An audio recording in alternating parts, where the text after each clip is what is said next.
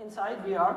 He is now opening this hook lift. Everything is, of course, mechanical. What we also have here is, what you have to understand is that our whole controls work with just one button. So don't get me wrong, HTC and Oculus both come up with wonderful controllers, but the controllers are very good for the gamers, not at all good for Deutsche Bahn employees. They were very confused with these controllers. There are so many buttons. So we decided that there is just one button and everything happens with one button. So what happens is that there is a belt underneath. You can see he can go down, he can click with the same button. He pull out a tool. Once he pull out a tool, his hand change into the tool, and only then the tool works. So he just need to learn about this one button. If he have to grab something, he just need his hands and he grabs it, and everything works very fluently with just using one button. So employee don't have to worry about how to use virtual reality. They need to be more considered how to use this hook lift and how to get this done.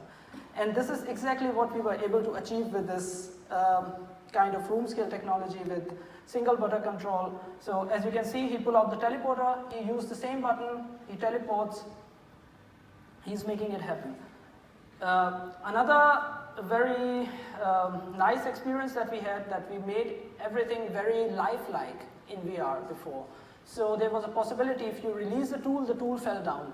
So again, it's not really hard to realize that you have to hold your tool all the time. So there is no need to teach them that you have to grab the tool.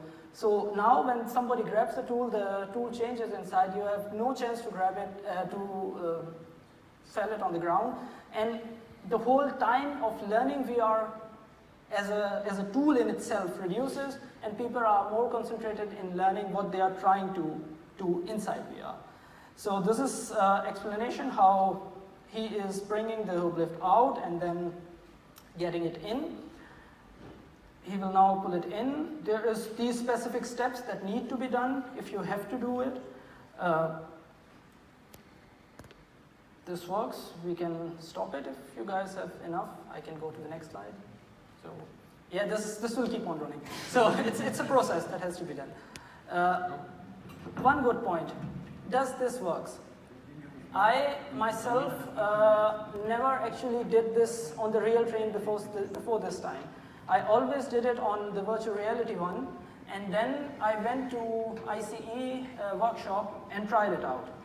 This is one of the older versions of the hook lift, but it's pretty similar. And the coolest part was that I was able to do it within the time limit how a board service employee should do it. So it was really great to be there and to realize that the things that you learn in virtual reality can be replicated to real life, and the results are pretty good. What this helps is now that board service or DB board service has already started rolling out this application for their employees in 10 different locations all over Germany. And in 2018, since starting till the end, they will train over 5,000 employees on this application. They will not completely take away the real life training, but if you have to be trained 10 times on the hook lift, 8 times or 7 times can be done in virtual reality, and rest can be done in real life to get the haptics and all that. Of course, what we don't have in VR is the possibility to simulate weight and to have this feeling of the haptics and how things actually work. But to know that what steps comes after this one gives you this comfortable feeling that you don't have this time pressure on you. You know what you have to do, you know what will happen, and you know everything, and you can train on it again and again. It's the same thing, just this lift is a little older.